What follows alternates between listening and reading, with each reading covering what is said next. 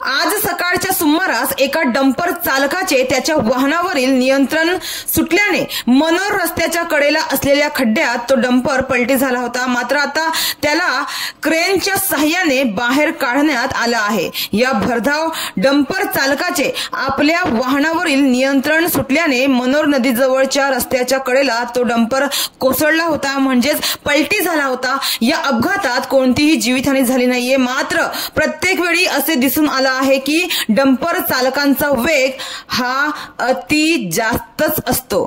खराब रस्ते अपघाताला कारणीभूत तर असतातच, मात्र सोबतच वाहन चालकांनी आपल्या वेगावर नियंत्रण ठेवणं खूपच आवश्यक आहे। वेग मर्यादा लक्षात घेऊन वाहने चालवली पाहिजे, कारण अशा भरधाव वाहनांमुळे दुसऱ्यांचा जीवही जाऊ शकतो।